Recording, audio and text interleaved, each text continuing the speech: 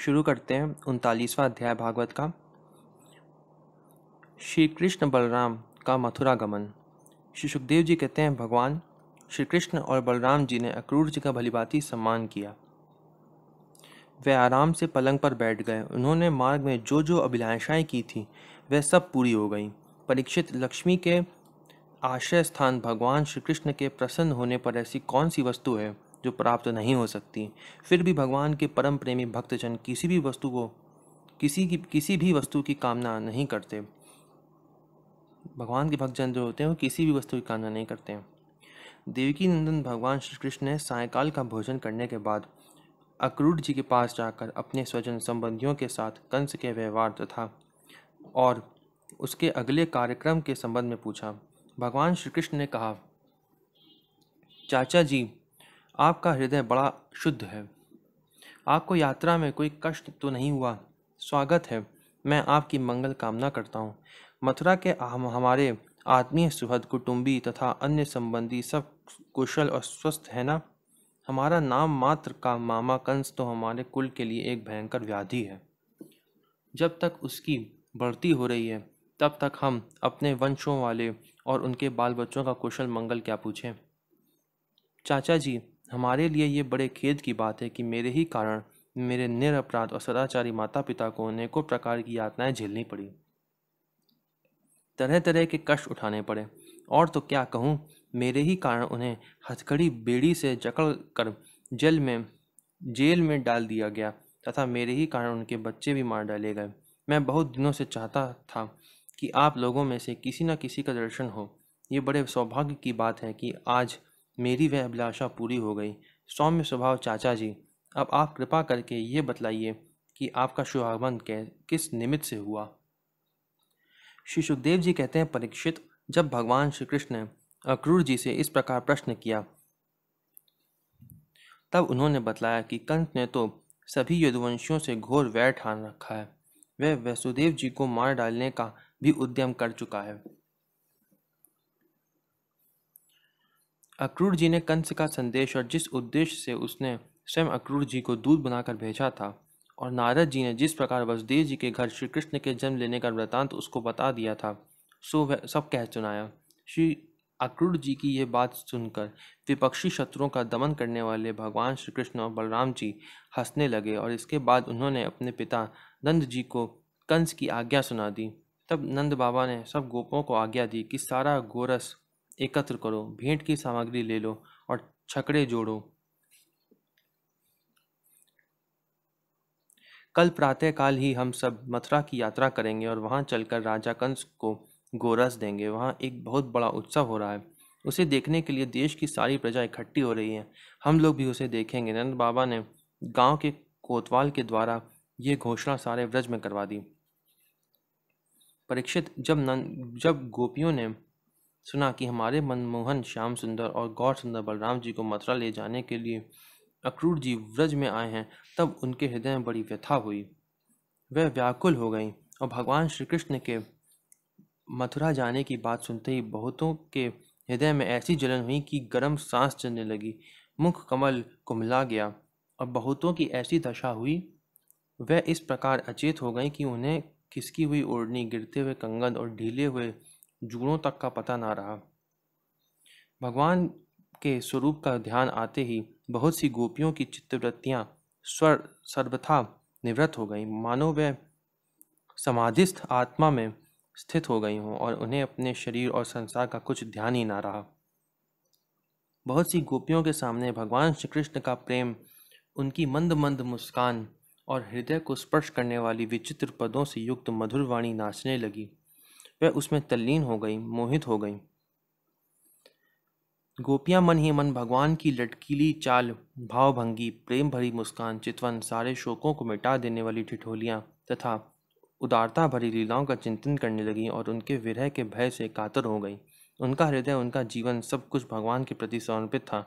उनकी आंखों से आंसू बह रहे थे। वह झुंड की झुंड इकट्ठी होकर इस प्रकार कहने लगी, धन्य हो विधाता, तुम सब कुछ विधान तो करते हो, परंतु तुम्हारे हृदय में दया का लेश भी नहीं है।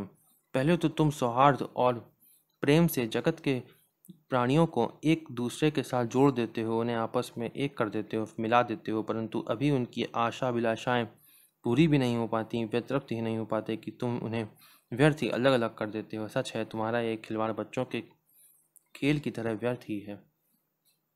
ये कितने दुख की बात है विधाता, तुमने पहले हमें प्रेम का वितरण करने वाले श्याम सुंदर का मुख कमल दिखलाया। कितना सुंदर है वह, काले काले घुंघराले बाल कपोलों पर झलक रहे हैं, मरकत मणि से चिकने सुगंधित कपोल और तोते की चोंच सी सुंदर नासिका तथा अधरों पर मंद मंद मुस्कान की सुंदर रेखा जो सारे शोकों को तत्क्षण भगा देती है। विधाता, तुमने एक बार तो हमें वह परम सुंदर मुख कमल दिखाया और अब उसे ही हमारी आंखों से ओझल कर रहे हो। सचमुच तुम्हारी ये करतूत बहुत ही अनुचित है। हम जानती हैं इसमें अक्रूर का दोष नहीं है, यह तो साफ तुम्हारी क्रूरता है। वास्तव में तुम ही अक्रूर के नाम से यहाँ आए हो और अपनी ही दी हुई आंखें तुम हमसे मूर्ख की भांति छीन रहे हो। इनके द्वारा हम श्याम सुंदर के एक एक अंगों में तुम्हारी सृष्टि का संपूर्ण सौंदर्य निहारती रहती थी। विधाता, तुम्हें ऐसा नहीं चाहिए। अहो नंद नंदन, श्याम सुंदर को भी नए नए लोगों से नेंद लगाने की चाट पड़ गई है। देखो तो सही, इनका सौहार्द, इनका प्रेम एक क्षण में ही कहाँ चला गया। हम तो अपने घर द्वार, स्वजन संबंधी, पुत्र पति आदि को छोड़कर इनकी दासी बन गई और इन्हीं के लिए आज हमारा हृदय शोकातुर हो रहा है, परंतु ये ऐसे हैं कि हमारी ओर देखते तक नहीं। आज की रात प्रातःकाल मथुरा की स्त्रियों के लिए निश्चय ही बड़ा मंगलमय होगा। आज उनकी बहुत दिनों की अभिलाषाएं अवश्य ही पूरी हो जाएंगी जब हमारे व्रजराज श्याम सुंदर अपनी तिरछी चितवन और मंद मंद मुस्कान से युक्त मुखार बिंद का मादक मधु वितरण करते हुए मथुरापुरी में प्रवेश करेंगे। तब वे उसका पान करके धन्य धन्य हो जाएंगी। यद्यपि हमारे श्याम सुंदर धैर्यवान होने के साथ ही नंद बाबा आदि गुरुजनों की आज्ञा में रहते हैं, तथापि मथुरा की युवतियां अपने मधु के समान मधुर वचनों से इनका चित्त बरबस अपनी ओर खींच लेंगी और ये उनकी सलज्ज मुस्कान तथा विलासपूर्ण भाव भंगी से वहीं रम जाएंगे। फिर हम गंवार ग्वालिनियों के पास ही लौटकर क्यों आने लगे। धन्य है आज हमारे श्याम सुंदर का दर्शन करके मथुरा के दादशाह भोज, अंधक और वृष्टिवंशी यादवों के नेत्र अवश्य परमानंद का साक्षात्कार करेंगे। आज उनके यहाँ महान उत्सव होगा। साथ ही जो लोग यहाँ से मथुरा आ जाते हुए रमा रमण, गुण सागर, नटनागर, देवकी नंदन श्याम सुंदर का मार्ग में दर्शन करेंगे, वह भी निहाल हो जाएंगे। देखो सखी, ये अक्रूर कितना निठुर, कितना हृदयहीन है। इधर तो हम गोपियाँ इतनी दुखित हो रही हैं और ये हमारे परम प्रीतम नंद दुलारे श्याम सुंदर को हमारी आंखों से ओझल करके बहुत दूर ले जाना चाहता है और दो बात कहकर हमें धीरज नहीं बांधता, आश्वासन भी नहीं देता। सचमुच ऐसे अत्यंत क्रूर पुरुष का अक्रूर नाम नहीं होना चाहिए था। सखी, हमारे ये श्याम सुंदर भी तो कम निठुर नहीं है। देखो देखो, वह भी रथ पर बैठ गए और मतवाले गोपगण छकड़ों द्वारा उनके साथ जाने के लिए कितनी जल्दी मचा रहे हैं। सचमुच ये मूर्ख हैं और हमारे बड़े बूढ़े, उन्होंने तो इन लोगों की जल्दबाजी देखकर उपेक्षा कर दी है कि जाओ, जो मन में आवे करो, अब हम क्या करें। आज विधाता सर्वथा हमारी प्रतिकूल चेष्टा कर रहा है। चलो, हम स्वयं ही चलकर अपने प्राण प्यारे श्याम सुंदर को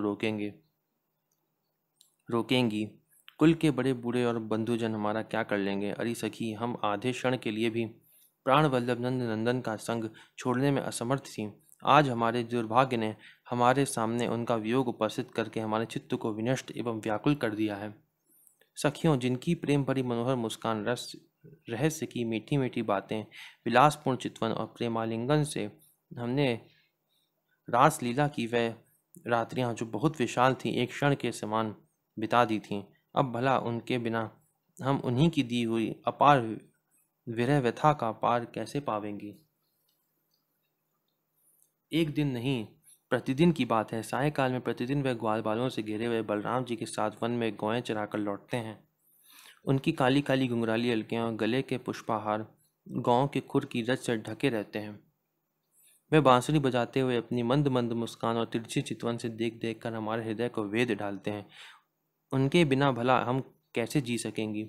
श्री सुखदेव जी कहते हैं, परीक्षित, गोपियां वाणी से तो इस प्रकार कह रही थीं, परंतु उनका एक एक मनोभाव भगवान श्री कृष्ण का स्पर्श उनका आलिंगन कर रहा था। वह विरह की संभावना से अत्यंत व्याकुल हो गईं और लाज छोड़कर हे गोविंद, हे दामोदर, हे माधव इस प्रकार ऊंची आवाज से पुकार पुकार कर सुललित स्वर से रोने लगी।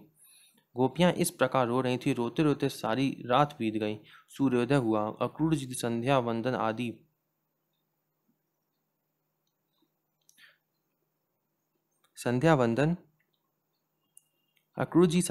आदि नित्य कर्मों से निवृत्त होकर रथ पर सवार हुए और उसे हाँक ले चले। नंद बाबा आदि गोपियों ने भी दूध, दही, मक्खन, घी आदि से भरे मटके और भेंट की बहुत सी सामग्रियां ले लीं तथा वे छकड़ों पर चढ़कर उनके पीछे पीछे चले। इसी समय अनुराग के रंग में रंगी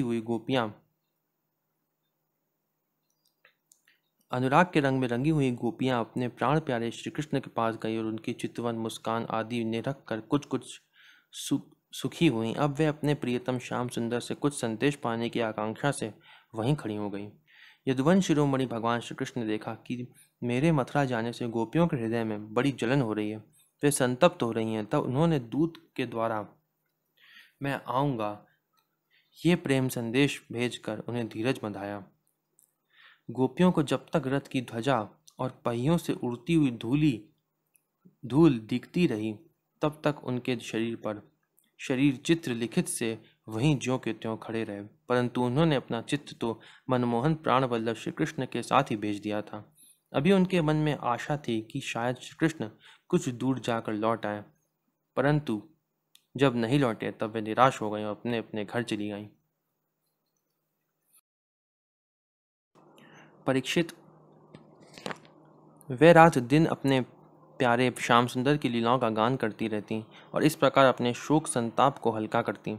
परीक्षित, इधर भगवान श्री कृष्ण भी बलराम जी और अक्रूर जी के साथ वायु के समान वेग वाले रथ पर सवार होकर पापनाशिनी यमुना जी के किनारे जा पहुंचे। वहां उन लोगों ने हाथ मुंह धोकर यमुना जी का मरकत मणि के समान नीला और अमृत के समान मीठा जल पिया। इसके बाद बलराम जी के साथ भगवान वृक्षों के झुरमुट में खड़े रहे रथ पर सवार हो गए। अक्रूर जी ने दोनों भाइयों को रथ पर बैठाकर उनसे आज्ञा ली और यमुना जी के कुंड पर आकर वे विधि पूर्वक स्नान करने लगे। उस कुंड में स्नान करने के बाद वे जल में डुबकी लगाकर गायत्री का जप करने लगे। उसी समय जल के भीतर अक्रूर जी ने देखा कि श्री कृष्ण और बलराम दोनों भाई एक साथ ही बैठे हुए हैं। अब उनके मन में ये शंका हुई कि वासुदेव जी के पुत्रों को तो मैं रथ पर बैठा आया हूँ, अब वे यहाँ जल में कैसे आ गए?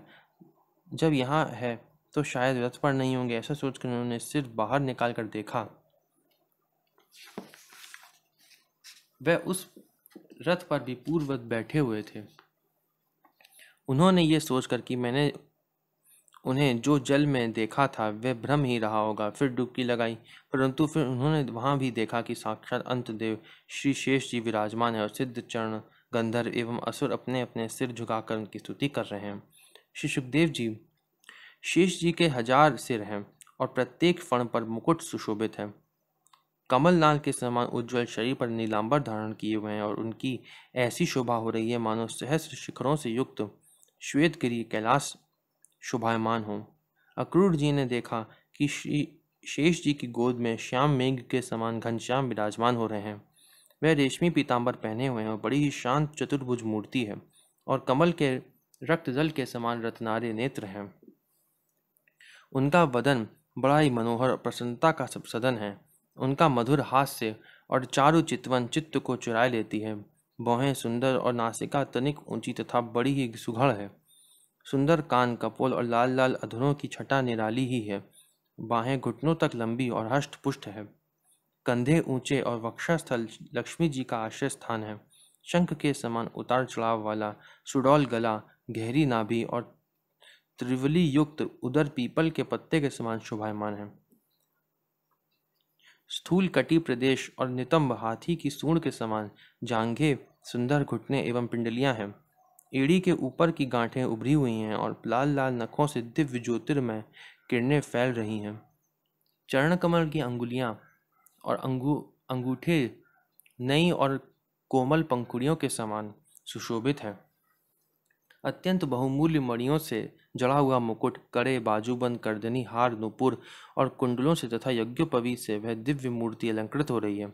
एक हाथ में पद्म शोभा पा रहा है और शेष 3 हाथों में शंख, चक्र और गदा, वक्षस्थल पर श्रीवत्स का चिन्ह, गले में कौस्तुभ मणि और वनमाला लटक रही है। नंद, सुनंद आदि पार्षद अपने स्वामी सनक आदि परम ऋषि, परब्रह्म, ब्रह्मा, महादेव आदि देवता, सर्वेश्वर, मरीचि आदि 9 ब्राह्मण, प्रजापति और प्रहलाद, नारद आदि भगवान के परम प्रेमी भक्त तथा 8 वसु अपने परम प्रियतम भगवान समझकर भिन्न भिन्न भावों के अनुसार निर्दोष वेदवाणी से भगवान की स्तुति कर रहे हैं। साथ ही लक्ष्मी, पुष्टि, सरस्वती, कांति, कीर्ति और तुष्टि अर्थात ऐश्वर्य, बल, ज्ञान, श्री, यश और वैराग्य, ये षडैश्वर रूप शक्तियां, इला सन्निधि रूप पृथ्वी शक्ति, ऊर्जा, लीला शक्ति, विद्या, अविद्या, जीवों के मोक्ष बंधन में कारण रूपा बहिरंग शक्ति, लादिनी, संवित और माया आदि शक्तियां मूर्तिमान होकर उनकी सेवा कर रही हैं। ये सभी भगवान की शक्तियां हैं।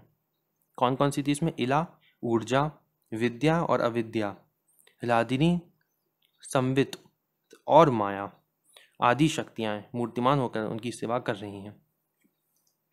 भगवान की यह झांकी निरख कर अक्रूर जी का हृदय परमानंद से लबालब भर गया। उन्हें परम भक्ति प्राप्त हो गई। ये प्रेमानंद भक्ति होगी। सारा शरीर हर्षावेश से पुलकित हो गया। प्रेम भाव का उद्रेक होने से उनके नेत्र आंसू से भर गए। अब अक्रूर जी ने अपना साहस बटोर कर भगवान के चरणों में सिर रखकर प्रणाम किया और वे उसके बाद हाथ जोड़कर बड़ी सावधानी से धीरे धीरे गदगद स्वर से भगवान की स्तुति करने लगे।